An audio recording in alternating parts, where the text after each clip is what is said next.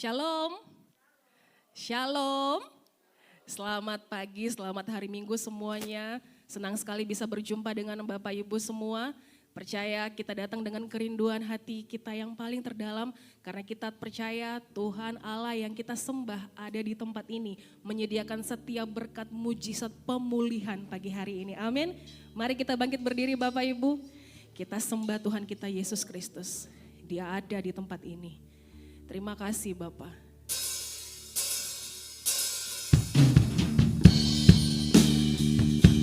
Engkau layak Tuhan untuk disembah. Dari segala bangsa Tuhan.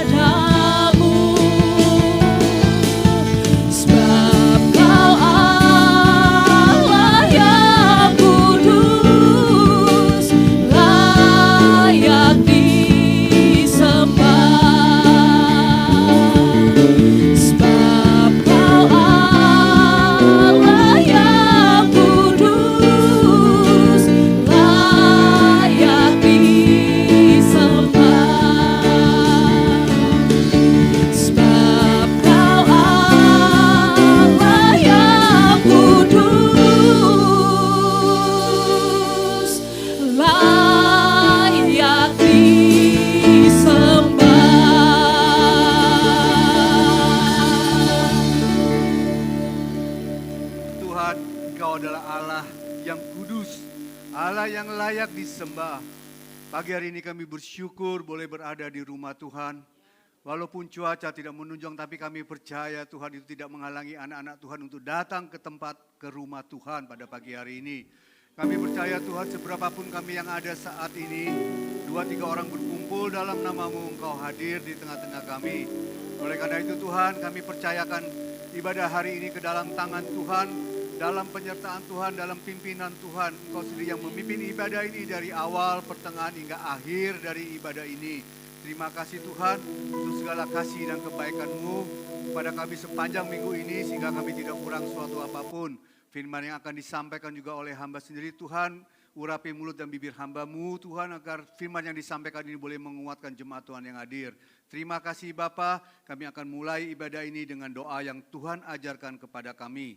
Bapa kami yang di surga, dikuduskanlah nama-Mu, datanglah kerajaan-Mu, jadilah kehendak-Mu di bumi seperti di surga. Berikanlah kami pada hari ini makanan kami yang secukupnya, dan ampunilah kami akan kesalahan kami, seperti kami juga mengampuni orang yang bersalah kepada kami. Dan janganlah membawa kami ke dalam pencobaan, tetapi lepaskanlah kami daripada yang jahat, karena Engkaulah yang punya kerajaan dan kuasa dan kemuliaan sampai selama-lamanya. Semua yang percaya, mari sama-sama kita katakan amin. Amin. Silakan duduk saudara. Terima kasih Tuhan. Kami selalu diberkati Tuhan. Kasih dan setia Tuhan selalu mengalir di sepanjang hidup kami. Tidak pernah Tuhan meninggalkan kami. Setia-Mu Tuhan sudah terbukti dalam hidup kami. Kami datang pagi hari ini Tuhan membawa hati kami di hadapan Tuhan. Kami mau persembahkan yang terbaik untuk Tuhan pagi hari ini. Thank you Jesus. Terima kasih Tuhan. Tiada yang seperti Engkau, kuasa-Mu mengubah hidupku, kasih-Mu tak berkesudahan, nyata di dalam hidupku. Tiada yang seperti Engkau, amin.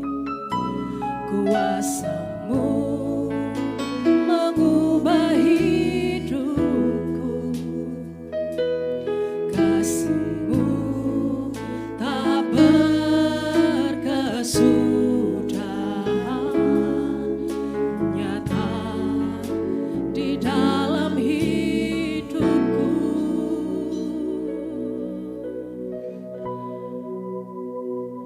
Takkan habis kasih-Mu bagiku, amin Tuhan, mengalir di sepanjang hidup, amin.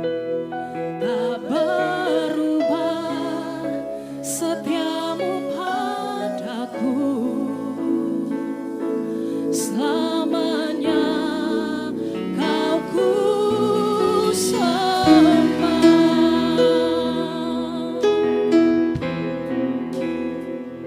Tiada yang seperti Engkau, ya Tuhan. Kuasa-Mu mengubah hidupku, kasih-Mu tak berkesudahan, nyata di dalam hidupku. Takkan habis kasih-Mu bagiku, mengalir di sepanjang hidupku. Tak berubah setia-Mu padaku, selamanya Kau ku sembah. Takkan habis kasih-Mu bagiku, mengalir di sepanjang hidupku. Tak berubah setia-Mu padaku, selamanya Kau ku sembah. Saya undang Bapak Ibu untuk bangkit berdiri. Kasih-Mu bagiku, mengalir di sepanjang hidupku. Tak berubah setia-Mu padaku, selamanya Kau ku sembah. Takkan habis kasih-Mu bagiku, mengalir di sepanjang hidupku.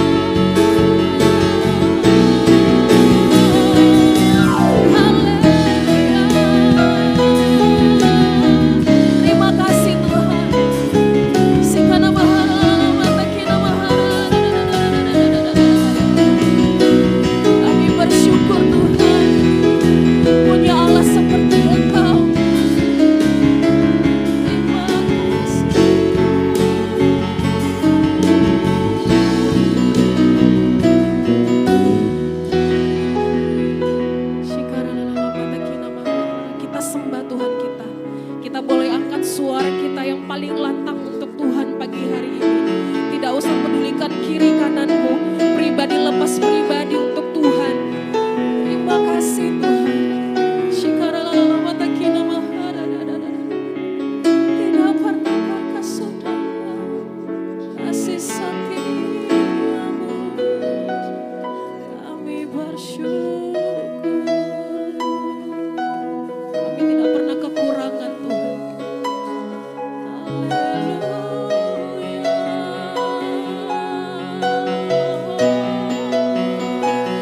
Aku bersyukur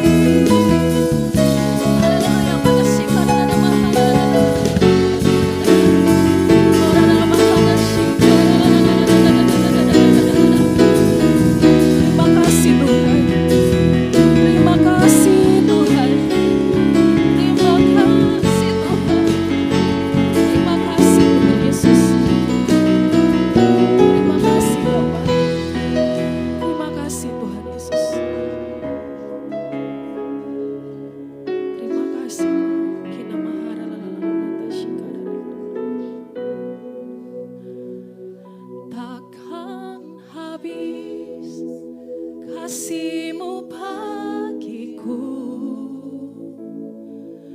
mengalir di sepanjang, katakan, hidupku, tak berubah setia-Mu padaku, selamanya Kau ku takkan habis kasih-Mu bagiku, mengalir di sepanjang hidupku, tak berubah setia-Mu padaku, selamanya Kau ku takkan habis kasih-Mu bagiku, mengalir di sepanjang hidupku, tak berubah setia-Mu padaku, selamanya Kau ku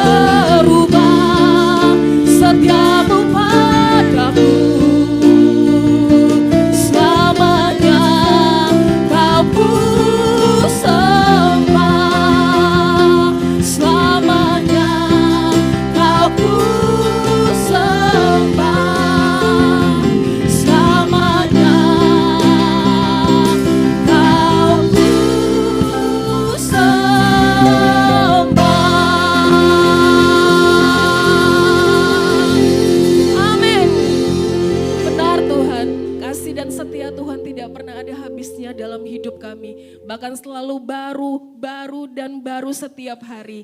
Pagi hari ini Tuhan, kami mau terus bersuka cita buat Tuhan, karena kami percaya Tuhan lagi memberkati kami. Yang siap lebih lagi memuji Tuhan, katakan amin. Yang berbahagia boleh angkat tangannya, karena kita percaya ya, anak cucu keturunan kita semuanya diberkati Tuhan. Senggol kiri kananmu, bilang gak usah takut. Ya, semua diberkati Tuhan sampai keturunan kita. Begitu besar kasih Allah pada kita. Amin.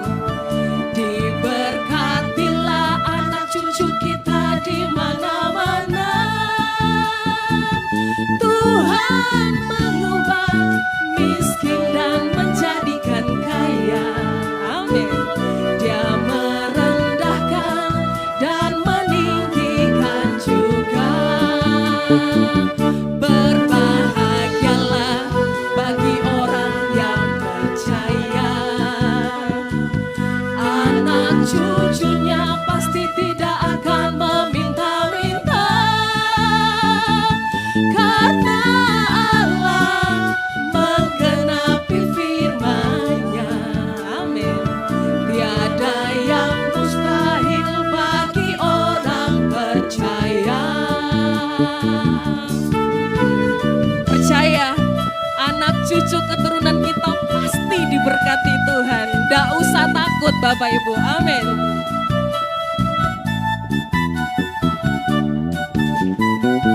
Begitu besar kasih Allah pada kita, kepada kita. Berkatilah anak cucu kita di mana-mana. Tuhan mengubah miskin dan menjadikan kaya. Dia merendahkan dan meninggikan juga. Berbahagialah bagi orang yang percaya, yang percaya. Anak cucunya pasti tidak akan meminta-minta, karena Allah menggenapi firman-Nya. Tiada yang mustahil bagi orang percaya. Orang-orang yang berbahagia, berbahagialah bagi orang yang percaya, yang percaya. Anak cucunya pasti tidak akan meminta-minta, karena Allah menggenapi firman-Nya. Tiada yang mustahil bagi orang percaya. Tiada yang mustahil bagi orang percaya. Tiada yang mustahil bagi orang percaya.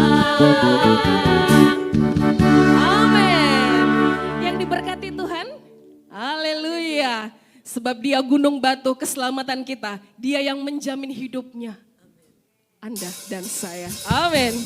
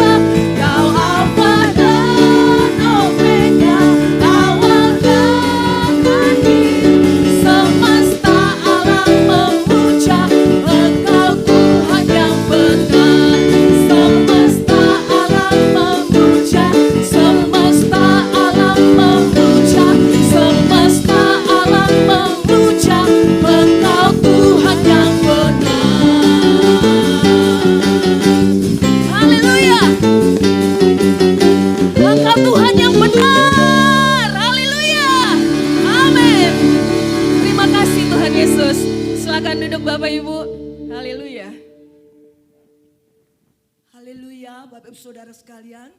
Kita akan naikkan satu pujian yang berkata, I have decided to follow Jesus.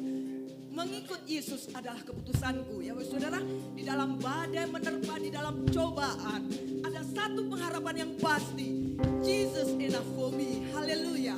Mari kita naikkan pujian ini.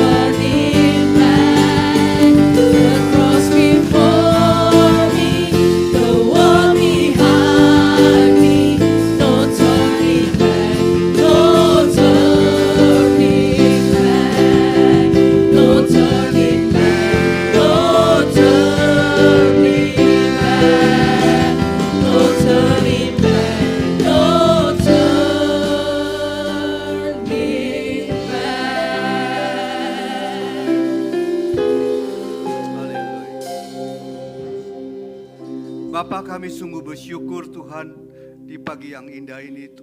Kalau kami boleh berada di rumah Tuhan. Seperti lagu tadi mengatakan Tuhan, untuk mengikut Yesus itu adalah pilihan kita. Kami bersyukur Tuhan, kalau kami boleh dipilih menjadi pengikut-Mu Tuhan. Karena kami tahu di dalam Yesus ada pengharapan Tuhan.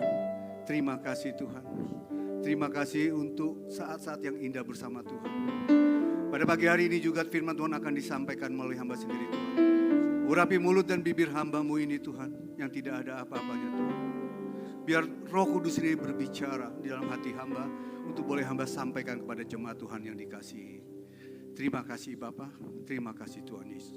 Hanya di dalam nama Yesus Kristus Tuhan, kami telah berdoa dan mengucap syukur. Amin. Silakan duduk saudara. Selamat pagi Bapak Ibu Saudara yang dikasihi Tuhan. Shalom. Hari ini cuaca tidak mendukung saudara ya, tapi saya bangga saudara masih tetap ada di rumah Tuhan. Karena kita tahu semua saudara ya, kita berada di tempat yang paling baik.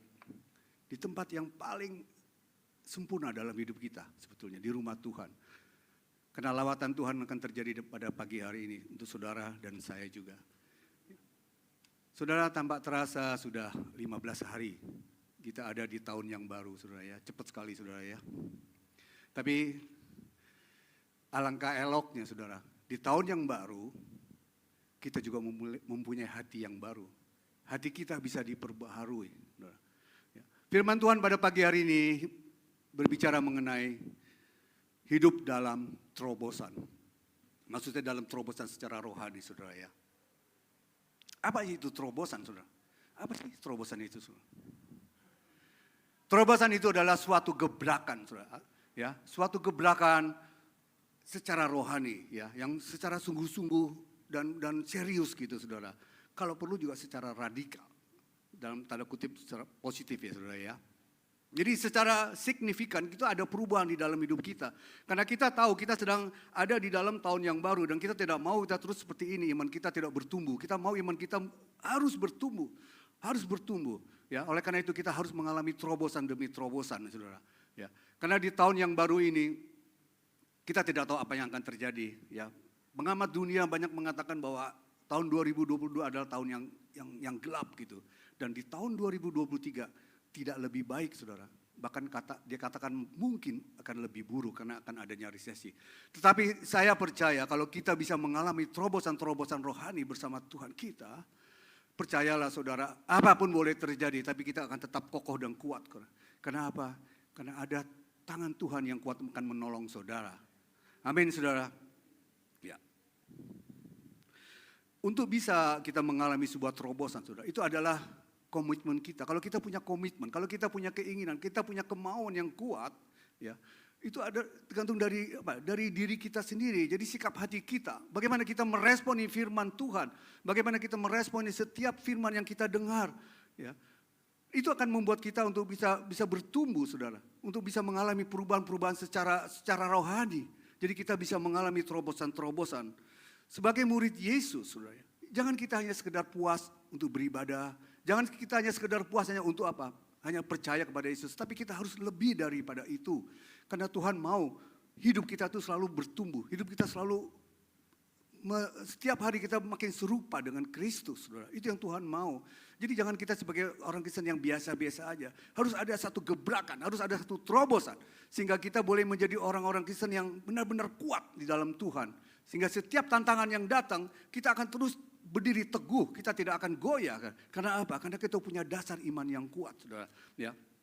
Nah, ada seorang datang kepada psikolog untuk berkonsultasi. Nah, orang ini dia mengalami begitu berat. Dia mengalami tekanan jiwa yang begitu berat.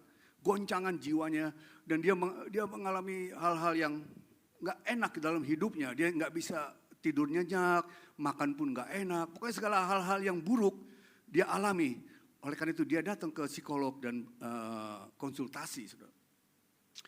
Nah, dia katakan kepada psikolog, saya mau hidup saya itu bisa berubah. Selama ini jiwa saya itu tertekan. Saya mau lepas dari semua ini, saudara. Ya, lalu psikolog itu berkata, Bapak bisa lepas dari semua ini, ya. Kalau Bapak bisa mau berusaha untuk menghibur diri sendiri, ya. Artinya membuat hati Bapak itu gembira. Jangan terus memikirkan hal-hal yang sedih, tapi pikirkan hal-hal yang enak atau melihat hal-hal yang lucu-lucu gitu, saudara ya. Seperti misalnya lihat komedi. Terus si psikolog ini bilang, kebetulan malam ini Pak, ada pentas komedi yang terkenal. Mungkin Bapak bisa pergi ke situ untuk menghibur diri Bapak. Saya percaya, kata psikolog, Bapak akan merasa bahagia, terhibur kalau Bapak melihat komedi ini, dia bilang gitu ya. Bahkan mungkin Bapak juga akan menangis, bukan karena sedih, tapi menangis karena sukacita, dia bilang. Terus lalu jawab si orang ini, Bapak ini, dia bilang, tapi ini semua tidak mungkin terjadi pada diri saya, dia bilang. Loh, kenapa tidak mungkin terjadi, Pak? Kan ini akan membuat Bapak bahagia. Terus orang ini menjawab, ya karena aktor yang akan main di dalam komedi itu adalah saya sendiri, katanya. Saudara, seringkali kita itu terjebak ya dalam situasi seakan-akan sudah tidak ada jalan keluar. Betul saudara ya. Jiwa kita tertekan, kita merasa udah dah nggak ada jalan lagi keluar, udah dead end. Tidak ada jalan keluar sama sekali saudara. Kita mau ke depan, ke belakang, samping, kanan, kiri, kita seakan-akan mentok saudara. Ya, jadi akhirnya kita udah dah pasrah aja saudara. Seringkali kita menghadapi hal-hal seperti ini saudara. Kenapa kita bisa menghadapi hal-hal seperti ini saudara? Karena kita lupa. Kita lupa saudara. Kita hanya fokus kepada masalah-masalah yang kita hadapi. Kita hanya fokus kepada tantangan-tantangan, pergumulan-pergumulan yang kita hadapi. Kita lupa bahwa masih ada jalan keluar. Kalau kita mau melihat ke atas saudara. Masih ada jalan keluar kalau kita mau melihat ke atas. Karena selama ini kita hanya fokus kepada masalah kita. Firman Tuhan di dalam Mazmur 42 ayat 6, coba ditayangkan. Di sini dikatakan, mengapa engkau tertekan hai jiwaku dan gelisah dalam diriku. Berharaplah pada Tuhan, sebab aku akan bersyukur lagi padanya, penolongku dan Allahku. Ini masalahnya saudara, seringkali kita menghadapi tekanan-tekanan jiwa, kita lupa. Kita tidak berharap kepada Tuhan.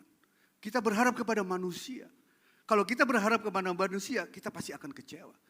Tapi selama saudara berharap kepada Tuhan, Tuhan tidak akan pernah mengecewakan saudara. Amin saudara. Kita harus sungguh-sungguh berharap kepada Tuhan. Di dalam Mazmur 37 ayat 5, dikatakan, serahkanlah hidupmu kepada Tuhan dan percayalah kepadanya, dan ia akan bertindak. Saudara, seringkali jiwa kita tertekan, karena apa? Karena kita tidak berharap kepada Tuhan. Kita hanya berharap kepada manusia. Dan juga Tuhan katakan apa saudara? Kita harus bersyukur kepada Tuhan. Ya, firman Tuhan katakan kalau kita mau ditolong Tuhan, kita harus bersyukur terlebih dahulu dengan apa yang kita miliki. Ya, kalau kita mau menerima mujizat, kita harus percaya dulu, baru kita mengalami mujizat. Ya, kita harus bersyukur dulu kepada Tuhan, baru Tuhan menolong kita. Di dalam 1 Tesalonika 5 ayat 18, dikatakan mengucap syukurlah dalam segala hal. Sebab itulah yang dikehendaki Allah di dalam Kristus Yesus bagi kamu. Saudara, firman Tuhan katakan mengucap syukurlah dalam segala hal. Dalam segala hal artinya dalam segala apapun juga. Jangan saudara lagi dalam keadaan enak diberkati Tuhan, saudara mengucap syukur. Tapi pada saat saudara mengalami hal yang tidak enak, saudara bersungut-sungut. Itu bukan seperti itu yang Tuhan mau. Mengucap syukurlah dalam segala hal. Itulah yang dikehendaki Bapa di dalam Kristus Yesus bagi kamu. Jadi kita harus mengucap syukur. Karena apa? Karena pada saat kita mengucap syukur kepada Tuhan, Tuhan akan menolong kita untuk melihat hal-hal yang baik ke depan. Sehingga kita tidak terus-terus menengok ke belakang. Dan kalau kita bisa mengucap syukur kepada Tuhan, itu akan menolong kita untuk berpikiran yang positif dalam segala hal. Jadi saudara, kalau jiwa kita itu bisa dipulihkan oleh Tuhan dengan berharap dan mengucap syukur kepada Tuhan, maka kehidupan rohani kita pun akan mengalami terobosan-terobosan yang besar. Ketika Saulus itu diubah namanya oleh Tuhan menjadi Paulus. Ya, dulu dia adalah si Saulus ini adalah orang yang mengalami, kalau saya boleh katakan dia sakit jiwanya, jiwanya sakit. Jadi bukan sakit jiwa, saudara ya, jiwanya sakit, saudara. Nah, kenapa? Karena dia memiliki kebencian, dendam kepada pengikut-pengikut Yesus. Dia berusaha untuk terus menganiaya pengikut Yesus. Dia berusaha untuk terus kalau bisa memusnahkan pengikut Yesus. Karena begitu dendam dan bencinya dia kepada pengikut Yesus. Karena hatinya, karena jiwanya itu sakit, terluka gitu, saudara ya. Nah, bahkan ketika Stefanus dirajam, saat itu Paulus itu ada di situ, saudara. Sebetulnya dia bisa menghentikan agar si Stefanus tidak sampai mati, tapi dia tidak melakukan itu. Artinya dia membiarkan Stefanus dirajam sampai mati, saudara. Dan ketika Tuhan menjamah Saulus, jiwanya diubah, yang tadinya sakit diubah oleh Tuhan disembuhkan. Maka jiwanya yang tadi penuh dengan kebencian, dendam, dan akar kepahitan kepada pengikut Yesus, Tuhan ubah menjadi memiliki kasih yang daripada Bapa di surga. Saudara, banyak sekali kejadian di dalam hidup ini yang tanpa kita sadari yang dapat menghambat pertumbuhan rohani kita. Banyak hal yang menghambat sehingga kita tidak bisa mengalami terobosan secara rohani, saudara. Dan saudara harus hati-hati dalam hal ini. Iblis itu senantiasa memegang peranan di dalam pertumbuhan iman kita. Ya, tipu daya iblis, iming-iming iblis akan kenikmatan dunia itu yang menjerat kita. Dan oleh karena itu kita harus hati-hati, saudara. Ya, di akhir zaman ini Alkitab katakan tidak semakin baik. Oleh karena itu kita harus tetap waspada. Kita harus tetap mempersiapkan diri kita untuk memiliki iman yang kokoh di dalam Tuhan, saudara. Nah, di sini saudara ya, saya mencatat ada 4 hal yang menghambat sehingga kita tidak dapat mengalami terobosan-terobosan rohani. Yang pertama, adanya keinginan dunia. Adanya keinginan dunia. Apa itu keinginan dunia? Coba kita lihat di dalam 1 Yohanes 2 ayat yang ke-16. Sebab yang ada di dalam dunia yaitu keinginan daging, keinginan mata, serta keangkuhan hidup. Semua itu bukanlah berasal dari Bapa, melainkan dari dunia ini. Jadi jelas Alkitab mengatakan, firman Tuhan mengatakan bahwa semua yang ada di dalam dunia ini adalah keinginan daging kita, keinginan mata kita, dan keangkuhan hidup. Saudara, apa yang dimaksud dengan keinginan daging kita? Coba kita lihat di dalam Roma 8 ayat 5 sampai 8. Di ayat 5 dikatakan, sebab mereka yang hidup menurut daging memikirkan hal-hal yang dari daging. Mereka yang hidup menurut roh memikirkan hal-hal yang dari roh. Jadi kalau kita hidup dari daging kita akan hidup seperti orang dunia, saudara. Kita mengikuti apa yang ada di dunia ini. Tapi kalau kita hidup dalam roh, kita hidup dalam kasih karunia Allah. Dan di ayat yang ke-6 dikatakan, karena keinginan daging adalah maut, tetapi keinginan roh adalah kehidupan, damai sejahtera. Keinginan daging adalah maut. Artinya apa, saudara? Kalau kita terus hidup di dalam daging, maka ujung-ujungnya mautlah yang akan kita hadapi, saudara. Tapi kalau kita hidup di dalam kasih karunia Tuhan, kita akan mengalami damai sejahtera dan sukacita. Yang ke-7 dikatakan, sebab keinginan daging adalah perseteruan terhadap Allah, karena ia tidak takluk kepada hukum Allah. Hal ini memang tidak mungkin baginya. Jadi jelas bahwa keinginan daging itu bertentangan dengan keinginan roh. 8, mereka yang hidup dalam daging tidak mungkin berkenan kepada Allah.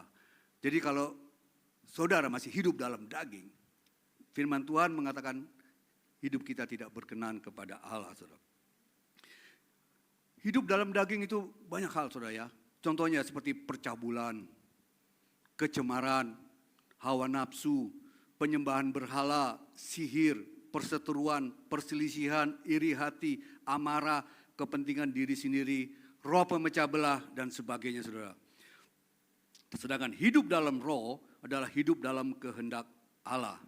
Jadi keinginan dunia yang pertama itu adalah keinginan daging. Dan keinginan dunia yang kedua itu adalah keinginan mata kita, saudara.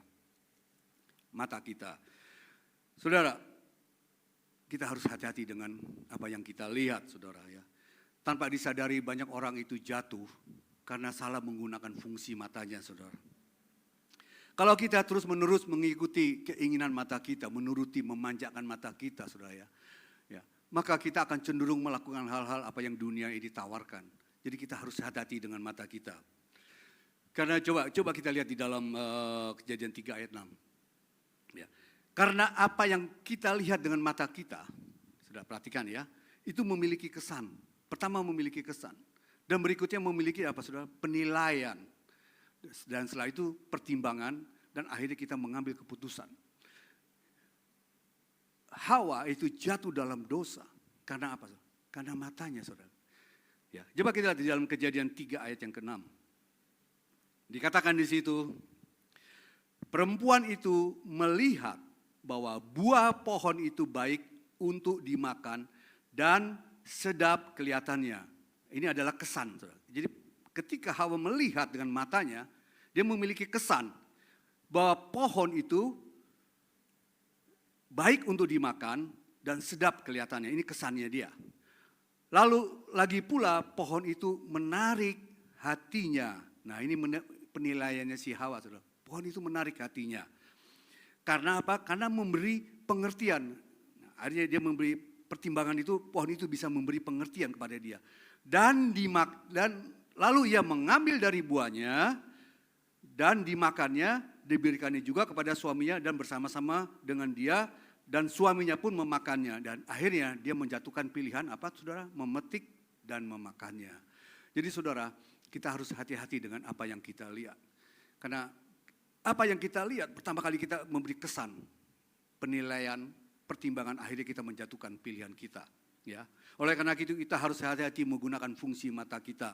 Gunakanlah mata kita untuk melihat hal-hal yang baik, hal-hal yang Tuhan berikan, hal-hal yang menurut firman Tuhan. Ya, coba kita lihat di dalam Matius 6 ayat 22-23 dikatakan apa saudara?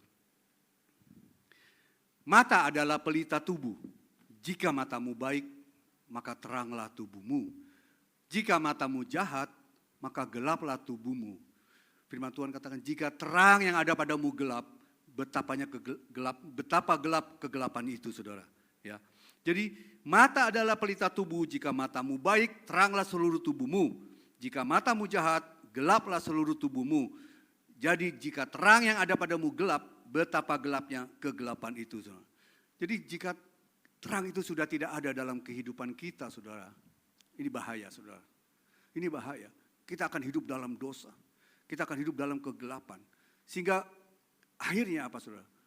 Kita merasa apa yang kita lakukan, sebetulnya itu adalah dosa. Tetapi karena terang tidak ada dalam diri kita. Jadi apa yang kita lakukan, kita menganggap itu suatu hal yang lumrah, hal yang tidak berdosa. Padahal itu berdosa. Kenapa? Karena tidak ada terang dalam diri kita. Jadi harus hati-hati saudara. Kalau sudah tidak ada terang dalam diri kita, yang ada gelap, maka betapa gelapnya kegelapan itu saudara. Jadi kita kalau terus hidup di dalam dosa saudara ya. Kalau kita tidak mau keluar dari dalam dosa, kita akan terus hidup di dalam dosa. Hidup di dalam kegelapan. Akhirnya apa saudara? Kita akan hidup kita sia-sia saudara. Ya, kita tidak punya pengharapan sama sekali saudara. Nah di ayat berikutnya saudara, apa itu keinginan dunia? Keinginan dunia dikatakan adalah keangkuhan. Ya kan tadi pertama adalah keinginan daging, keinginan mata dan keangkuhan. Ada 6 perkara bahkan 7 perkara yang dibenci oleh Tuhan. Yang tidak dibiarkan oleh Tuhan. Yang utama adalah apa saudara? Mata sombong atau sikap sombong. Sikap sombong atau mata sombong itu adalah orang yang menganggap remeh, orang yang merendahkan orang lain, saudara. Nah ini Tuhan sangat tidak suka pada orang seperti ini Tuhan. Tuhan benci pada orang yang congak, tapi Tuhan mengasihi orang yang rendah hati. Oleh karena itu firman-Nya dikatakan di dalam 1 Petrus 5 ayat yang ke-6. Oleh karena itu rendahkanlah dirimu di bawah tangan Tuhan yang kuat, supaya kamu ditinggikannya pada waktunya. Saudara ingat Lucifer saudara. Lucifer itu adalah malaikat Tuhan saudara. Tapi dia jatuh karena apa? Karena kesombongan. Karena kesombongan saudara. Ya. Di dalam gereja pun sering terjadi saudara ya. Dalam pelayanan ada orang yang merasa dia lebih hebat dari orang lain. Jadi namanya sombong rohani saudara. Ada orang-orang yang sulit sekali untuk diatur. Ya salah satu ciri orang-orang yang sombong. Ada orang-orang yang tidak taat kepada otoritas. Saudara. selalu mau berseberangan, selalu mau selalu mau melawan arus gitu saudara. Jadi kalau di dalam satu tim, jarang sekali mereka tuh bisa kompak gitu. Kalau orang, ya karena apa? Karena dia merasa lebih dari yang lain. Jadi dia merasa bahwa yang lain itu ada di bawah dia. Ya, jadi dia maunya dia tuh seperti ini saudara. Di dalam gereja saudara ya. Karena saya gembala, saya sering kumpul bersama-sama gembala, kita sering curhat ya masing-masing soal kejadian-kejadian di gereja kita. Ada sebuah gereja saudara ya, di situ ada orang yang kaya di dalam gereja itu saudara. Dia banyak memfasilitasi seluruh keperluan gereja saudara. Ya. Bahkan orang ini hampir gereja itu kebutuhan gereja semua dia yang penuhi saudara. Akibatnya orang ini merasa bahwa gereja itu milik dia. Dia nggak menganggap lagi gembala itu sebagai otoritasnya. Dia merasa dia lebih berkuasa di situ. Suatu ketika ada hal-hal yang membuat dia tersinggung oleh gembalanya. Saudara tahu apa yang dia lakukan? Dengan mudahnya dia apa? Dia tinggalkan gereja itu saudara dengan membawa separuh dari jemaat gereja itu keluar dari gereja itu dengan memberitakan berita-berita bohong saudara. Nah inilah saudara yang satu hal yang kesombongan. Karena apa? Karena dia merasa dia mampu, dia punya uang, dia mencukupi semuanya. Jadi apa yang dia mau harus dituruti. Nah, akhirnya apa saudara? Ya, dia keluar dari gereja itu, separuh dari gereja itu. Ada lagi kejadian yang unik saudara ya. Ada orang di sebuah gereja. Orang ini dia menyumbang semua alat peralatan musik dari keyboard, drum, gitar, segala macam semua dia yang supply, dia yang siapkan semua. Dengan tujuan bahwa ya seperti tadi lagi gembala itu bisa diatur lah oleh dia karena dia kan gua kan yang supply semua. Kalau nggak ada gua nggak ada musik, nggak ada gitar, nggak ada keyboard. Suatu ketika orang ini juga mengalami clash dengan gembala, artinya dia mengalami ketersinggungan saudara. Ya, nah ketika di hari H waktu ibadah gembalanya datang kaget saudara. Karena saudara tahu apa yang terjadi saudara? Semua alat-alat musik diangkat semua saudara. Dari keyboard, drum, semua dia jadi kosong di mimbar ini saudara. Nah waktu gembalanya datang dia kaget loh. Kemana semuanya saudara? Nah inilah saudara ya. Hal-hal ini mesti terjadi. Kenapa? Karena ada kesombongan. Dia merasa gua ya yang berjasa nih. Gua yang berjasa nih dia bilang. Jadi lu harus turut kemauan gua. Kalau kemauan gua gak diturut, mulai dia neko-neko saudara ya melakukan hal yang ya. Tapi saya percaya jemaat Glow di Fellowship Center yang ada di Bali ini semua baik-baik semua. Ya, semua taat tunduk pada otoritas. Amin saudara. Ya, saya percaya itu saudara. Karena kita sudah lama bersama-sama ya saudara. Jadi saya tahu masing-masing dari saudara. Nah,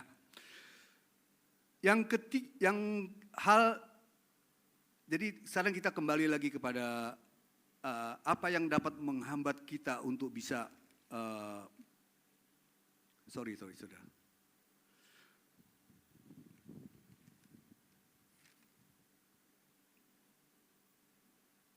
Hal yang ketiga saudara ya. Sorry, dua Petrus bertumbuhlah dalam roh.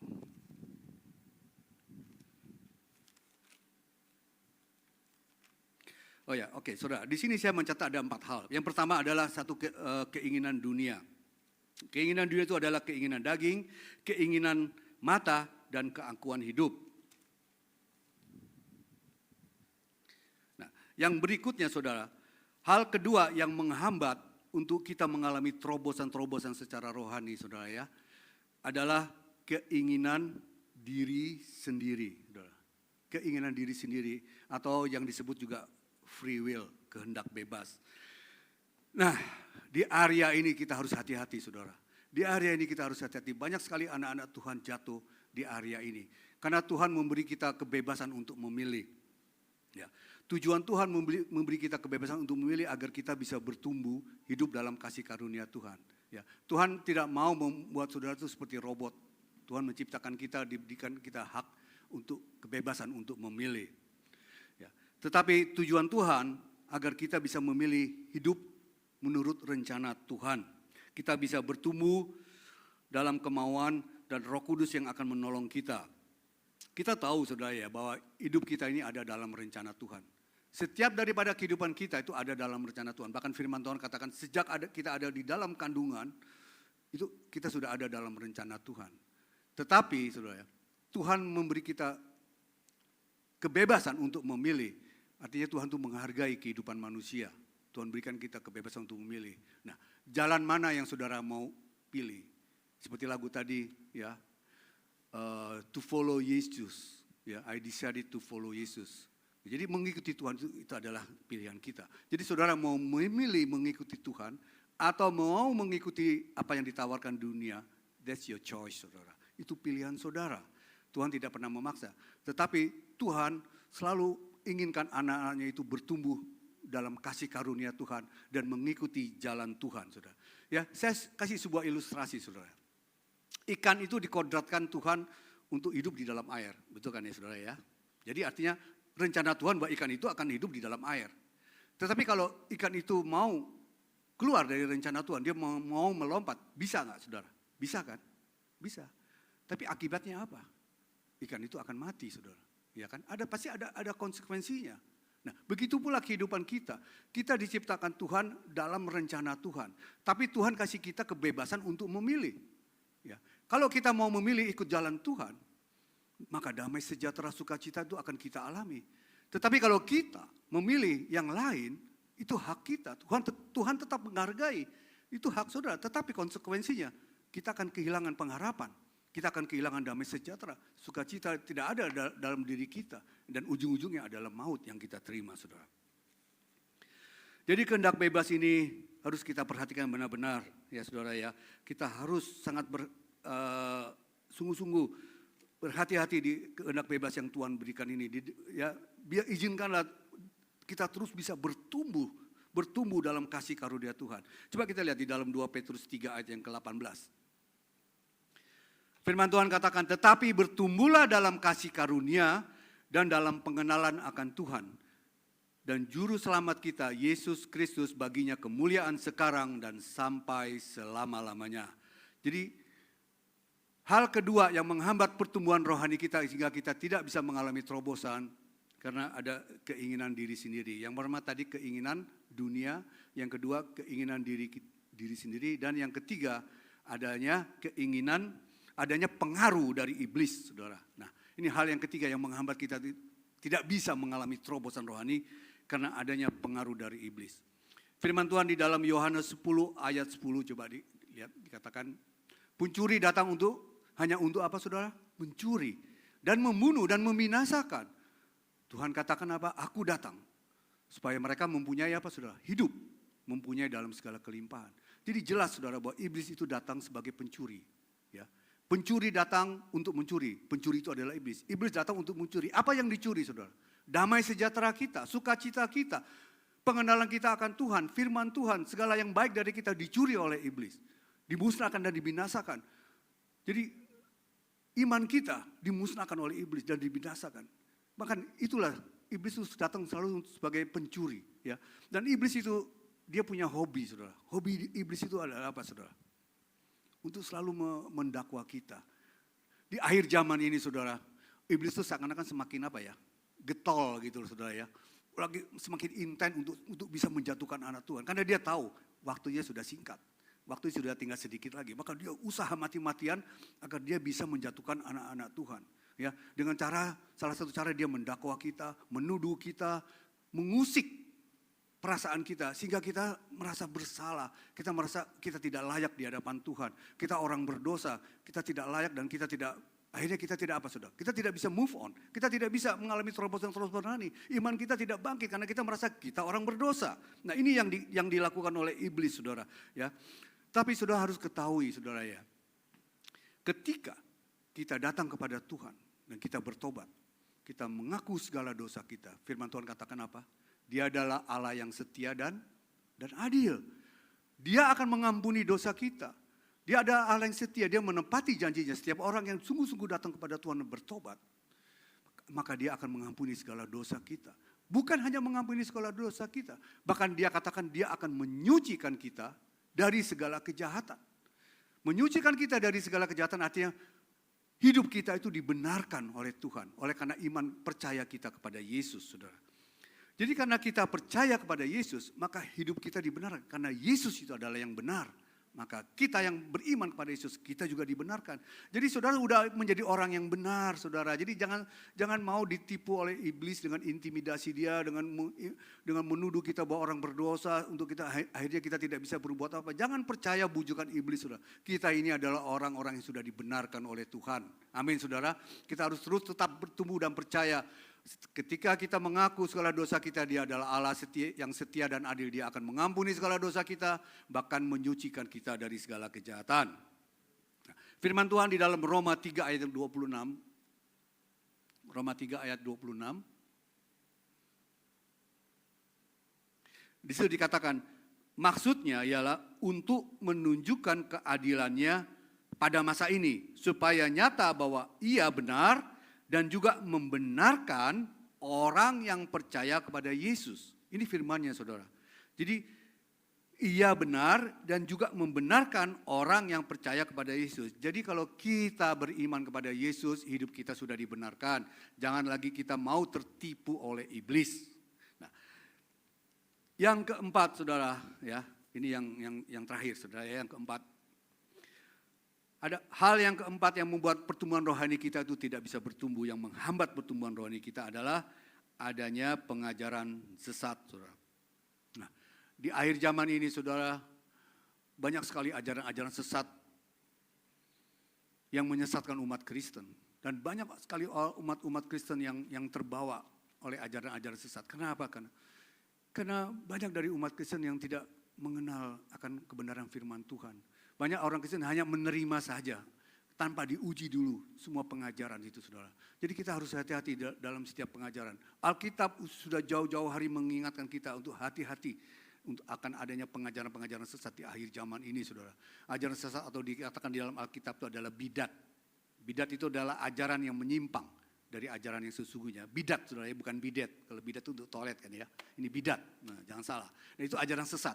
Nah, ini sangat berbahaya ajaran sesat ini, saudara. Ini bisa memecah belah seseorang, bisa menghancurkan seseorang. Jadi kita harus aware, kita harus waspada akan hal ini, saudara. Ya. Nah, firman Tuhan katakan di dalam Matius 7 ayat 15, dia katakan, waspadalah terhadap nabi-nabi palsu yang datang kepadamu dengan menyamar seperti domba. Tetapi sesungguhnya mereka adalah serigala yang buas, saudara. Saudara yang dikasih Tuhan, di tahun yang baru ini, saudara, seharusnya kita lebih sungguh-sungguh di dalam Tuhan, saudara ya. Saya selalu menghimbau saudara untuk tetap kuat di dalam Tuhan. Jangan saudara lengah, karena iblis itu seperti singa yang mengaum-ngaum yang siap menerkam saudara. Kalau kita lengah, kita akan diterkam oleh iblis, saudara. Oleh karena itu, saudara harus punya hubungan yang intim dengan Tuhan. Terus mendekat kepada Tuhan. Terus mendekat kepada Tuhan, saudara. Pengenalan akan Tuhan dan firman-Nya itu penting dalam kehidupan kerohanian kita. Karena iblis senantiasa selalu mencoba untuk terus menjatuhkan umat Tuhan. Ya, saudara, keempat hal inilah yang harus kita waspadai, saudara. Keinginan dunia, keinginan diri sendiri, pengaruh iblis, dan ajaran sesat. Kenapa saya katakan ini kita harus mewaspadai keempat hal ini? Karena keempat hal ini ada dalam kehidupan kita sehari-hari, saudara. Ada di dalam kehidupan kita sehari-hari. Makanya oleh karena itu, saudara harus terus mendekat kepada Tuhan. Terus mendekat, miliki hubungan yang intim dengan Tuhan melalui doa-doa saudara, melalui saat teduh saudara. Dan terus berharap kepada Tuhan. Jangan lupa terus berharap kepada Tuhan. Jangan berharap kepada yang lain, saudara, percuma. Seandainya pun mereka bisa memberi jalan keluar, sifatnya hanya sementara. Tapi kalau saudara berharap kepada Tuhan, Tuhan akan menyelesaikan setiap perkara yang saudara alami. Dia berjanji dia akan menolong saudara. Itu firman Tuhan, saudara ya. Jadi tetap berharap kepada Tuhan, tetap mengucap syukur dalam segala hal. Kalau saudara mau ditolong Tuhan, saudara harus tetap mengucap syukur. Karena ketika kita berharap kepada Tuhan, ketika kita mengucap syukur kepada Tuhan, percayalah saudara ya, Tuhan akan menepati janjinya untuk menolong saudara dan bertindak. Sehingga apa yang kita alami itu saudara, Tuhan akan ada di dalam perkara kita. Bukan berarti Tuhan menghilangkan masalahnya, tapi Tuhan turut bekerja di dalam masalah-masalah kita. Sehingga kita kuat untuk menanggungnya, saudara. Saudara yang dikasih Tuhan, di tahun yang baru ini, saudara, saya tuh sebagai gembala Glow, sebagai gembala saudara di tempat ini, setiap hari saya membawa saudara semua dalam doa saya, ya, agar saudara itu mengalami suatu pertumbuhan secara rohani, saudara. Itu kerinduan saya. Saya berdoa, saya minta sama Tuhan agar saudara terus dijamah Tuhan. Agar rohani saudara terus bertumbuh di dalam Tuhan. Sehingga saudara menjadi jemaat yang dewasa di dalam Tuhan. Itu doa saya setiap hari kepada saudara semua. Karena saya punya rasa tanggung jawab atas gembala, atas saudara-saudara yang saya sebagai jemaat, saya sebagai gembala dan saudara sebagai yang saya gembalakan. Saya punya tanggung jawab untuk itu, saudara. Saya mau kita semua semakin hari semakin serupa dengan Kristus. Amin, saudara. Amin ya. Ayo kita usahakan. Jangan kita udah cukup puas dengan kita sekedar percaya atau hanya sekedar beribadah. Tapi kita harus lebih daripada itu, saudara. Kita harus tetap kuat di dalam Tuhan. Sehingga kita bisa bertumbuh menjadi jemaat-jemaat yang dewasa di dalam Tuhan. Dan ketika kita memiliki iman yang kuat, apapun boleh terjadi, saudara. Tantangan apapun boleh terjadi, tetapi kita tetap kokoh dan kuat di dalam Tuhan. Karena apa? Karena kita sudah punya iman yang kuat di dalam Tuhan. Ya, jadi mari saudara-saudara ya, kita menjadi orang-orang yang terus bertumbuh di dalam Tuhan melalui terobosan-terobosan secara rohani. Jangan jenuh-jenuhnya, saudara. Jangan bosan-bosannya untuk membaca firman Tuhan, mendengarkan firman Tuhan. Dan setiap firman yang saudara dengarkan juga, saudara harus uji kebenaran firman itu. Karena di akhir zaman ini banyak sekali nabi-nabi palsu, ajaran-ajaran sesat. Dan kita harus back to the Bible. Segala sesuatu yang tidak sesuai dengan Alkitab, jangan saudara dengarkan. Jangan ya. Kalau saudara mendengar firman Tuhan atau saudara mendengar kaset-kaset yang di luar sana. Tapi kalau semua itu tidak berdasarkan dari firman Tuhan, saudara harus hati-hati. Ya, jangan saudara ikuti. Akhirnya nanti saudara akan menjadi bingung. Saudara. Nah inilah saudara ya, keempat hal yang harus kita waspadai, yaitu keinginan dunia, keinginan diri sendiri, pengaruh iblis, dan ajaran sesat. Kiranya firman yang saya sampaikan pada pagi hari ini boleh menguatkan kita semua. Dan saya percaya di tahun yang baru ini kita akan jalani bersama Tuhan. Dan kalau kita terus bersandar kepada Tuhan, saudara, kita menyerahkan segala hidup kita kepada Tuhan. Kita berharap kepada Tuhan, artinya kita berserah penuh kepada Tuhan dan percaya Dia akan bertindak. Dia akan menepati janjinya, akan bertindak, akan menolong kita. Ya, di dalam Tuhan kita pasti aman. Tuhan Yesus memberkati kita semua. Amin. Kami bersuka cita di dalam Tuhan. Shalom jemaat yang dikasih Tuhan, mari kita saksikan pengumuman ibadah sepekan. Terima kasih untuk pelayanan Bapak Gembala Pester yang Ketirta. Tuhan Yesus memberkati dimanapun Bapak melayani. Ibadah perdana Wanita Bagi Kristus dimulai hari Rabu tanggal 18 Januari jam 5 sore bertempat di gereja. Dilayani oleh Ibu PDM Maria Dewi Setiawati. Shalom, mari bergabung dalam Surga di Keluargaku setiap hari Jumat jam 7 malam melalui Zoom online. Tuhan Yesus memberkati. Doa bersama hari Sabtu pukul 10 pagi. Hai guys, mari bergabung dalam ibadah Yud setiap hari Sabtu di gedung gereja jam 6 sore. Sampai jumpa. Ibadah Raya Minggu 22 Januari pukul 10 pagi akan dilayani oleh Bapak PDM Wayan Sukra. Ibadah Awesome Kids dimulai pukul 10 pagi. Sekian pengumuman hari ini. Terima kasih untuk perhatiannya. Tuhan Yesus memberkati. Mari saudara kita bangkit berdiri, kita akan mengakhiri ibadah kita. Bapak, kami sungguh bersyukur dan berterima kasih atas pimpinan Roh-Mu Tuhan. Sehingga ibadah hari ini boleh berjalan dengan tertib dan penuh sukacita. Kami tahu pimpinan-Mu begitu kuat, kami rasakan di tempat ini Tuhan. Kami bersyukur untuk segala hal yang Tuhan berikan kepada kami, lawatan Tuhan kepada jemaat Tuhan di tempat ini. Khususnya firman Tuhan yang telah disampaikan Tuhan. Biarlah firman itu boleh menjadi rema, menjadi kekuatan di dalam setiap kehidupan anak-anak Tuhan di tempat ini Tuhan. Untuk tetap berharap dan bersyukur kepada Tuhan. Karena dengan berharap dan bersyukur kepada Tuhan, Tuhan pasti akan menepati janji untuk menolong setiap masalah yang kita hadapi. Terima kasih Tuhan untuk segala kebaikan dan kasih Tuhan. Kami mau serahkan 1 minggu ke depan anak-anak Tuhan di dalam tangan-Mu Tuhan. Dalam perlindungan Tuhan, dalam penyertaan Tuhan. Tuhan menjauhkan mereka semua dari segala mara bahaya apapun juga. Tuhan menjauhkan dari segala sakit penyakit apapun juga. Apapun yang menjadi permasalahan mereka Tuhan. Apapun yang menjadi problem kehidupan mereka. Tuhanlah yang turut bekerja. Melakukan segala sesuatu untuk mendatangkan kebaikan bagi kehidupan mereka. Kami serahkan 1 minggu ke depan ke dalam tangan Tuhan. Tuhan juga menghindari dari segala malapetaka apapun juga.